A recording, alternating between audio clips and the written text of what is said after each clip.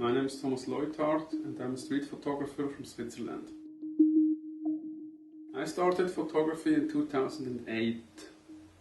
Basically I just ordered the cheapest DSLR camera and just wanted to try it out because I'm an IT professional and I'm interested in gadgets and electronic stuff.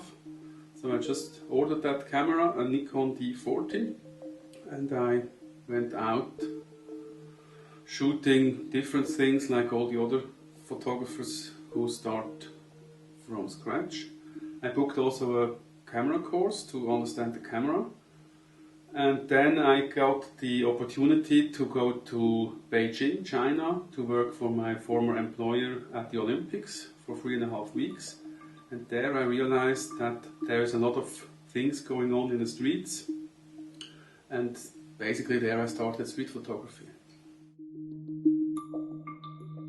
For me, it was always essential to capture life as it is.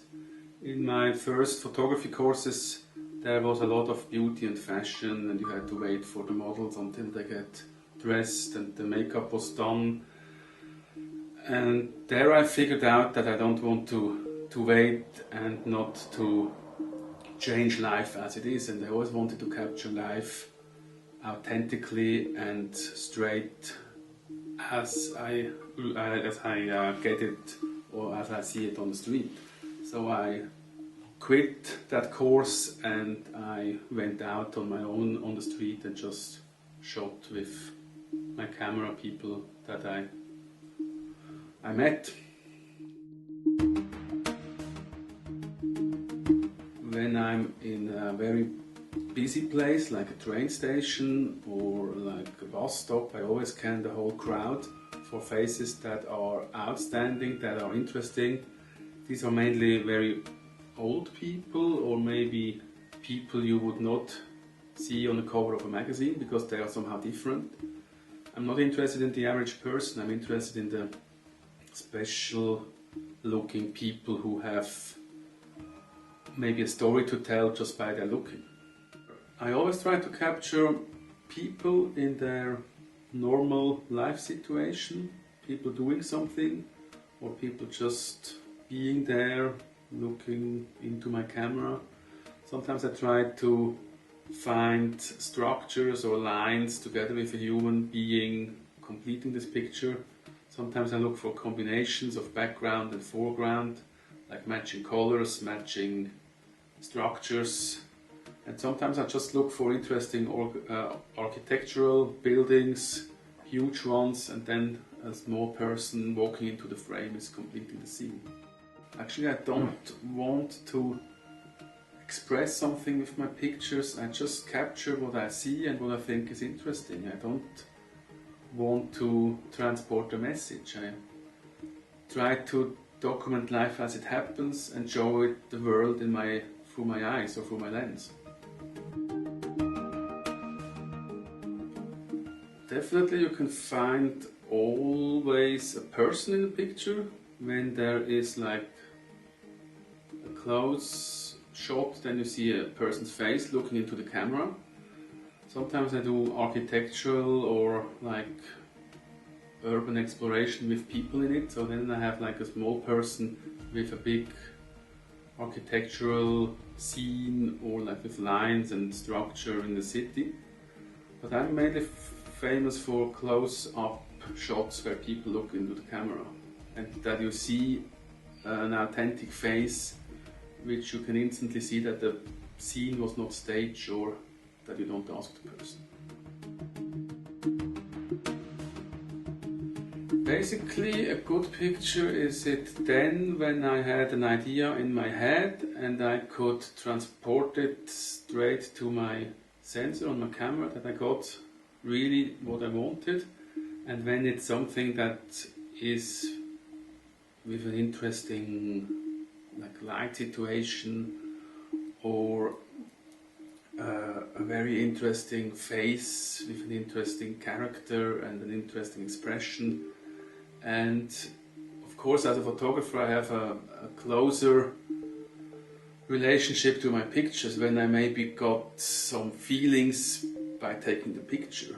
although the observer doesn't see that. But when I really had to wait maybe for a longer period of time, or when it was much more difficult to make the picture, then it's even also better for me. But for the observer that doesn't matter. For the observer there is like the message that the picture transports. Normally I just go out with my camera in the morning, walk down the streets, maybe I look before where I should go, where there are some events or things going on. But basically there is no master plan. I often travel to big cities and I just go out and follow my instinct and look around where there's something going on. This is a good question. In my workshops I always say you should have a plan, because if you don't have a plan you don't know what you are looking for. But when I do it myself, I sometimes really don't have a plan, because sometimes I know what I like to do. Maybe I go out with a flash, maybe sometimes I go out just with one lens.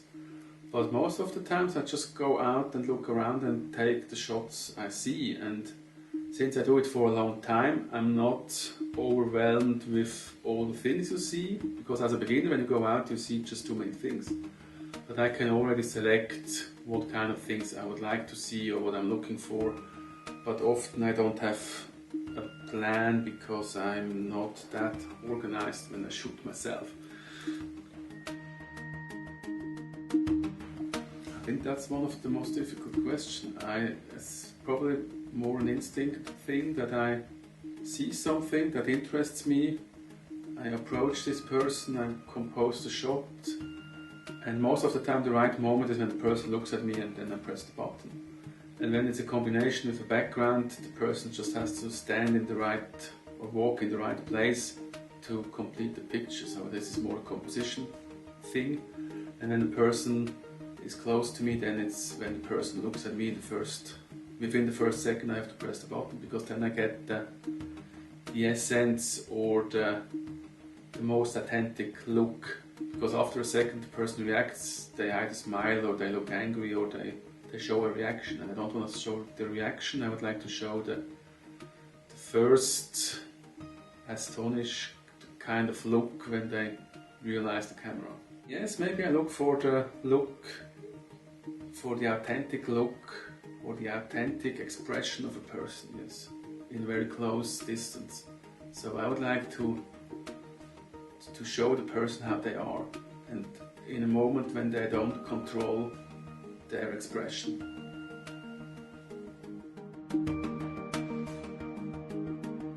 My biggest advice is mainly to go out and shoot as often as you can, because you cannot learn street photography by looking at videos, reading books and going to workshops. I think you really have to practice a lot. I have been out probably hundreds of thousands of hours on the streets, just walking around and taking pictures. It's a lot about observing and reading the behavior of people. I think it's more a psychological thing than a technical thing. So when you master your camera, you don't necessarily be a good street photographer, because you have to read people's minds, or what they do, how they react, and how you get this into your frame.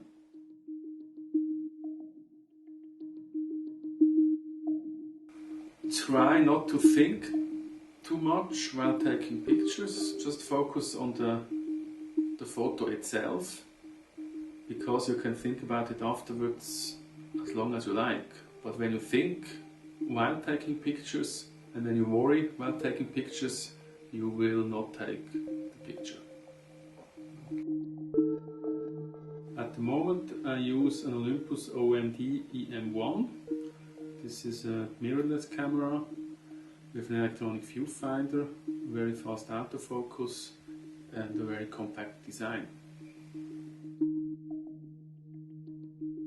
For me it is essential that the camera is as small as possible and that I don't look like a photographer. It's not like in wedding photography where the camera has to be very big, that people think that you are a good photographer. On the street it has to be stealthy, small, and you should look like a tourist. And with a mirrorless camera I look more like a tourist and people don't care when I take the picture. I think the biggest attraction of a mirrorless camera is the size, the weight, and that you get the same quality. You get probably a faster autofocus speed and the same frame rate as a DSLR. Basically you get the same thing as with a DSLR in a much smaller body and in a more handy way of the device. The Camslinger bag is pretty unique because it is like the mirrorless camera, let's say reduced to the maximum. So everything is in there or is on it what you need. You can put your camera in and you can hold it or put it around your waist. You have the upper body completely free, so you can walk like without carrying anything. You don't really feel it, but you have it available within a second because you can just open it with one hand, take the camera out and take the shot. And that is for me the most essential thing on the street, that people don't see that I am a photographer, but I have my camera available every time I need it. Probably in the future everybody will have a very good camera with very good quality possibilities, but a good photographer makes not a tool, because everybody can buy the best tool. I always compare it with like a writer and a secretary. Both have the ability to write, both use a computer or a typewriter, but it's not about the tools and the ability to use the tool. It's one step further, that you have a certain vision on your mind, that you have a very good eye and composition skills, and that you can bring this all together at the right time to make a frame that blows you away. And it's not just pressing the button, it's much more thinking behind it. This is probably the easiest question. I would choose truth, because beauty will not remain over time.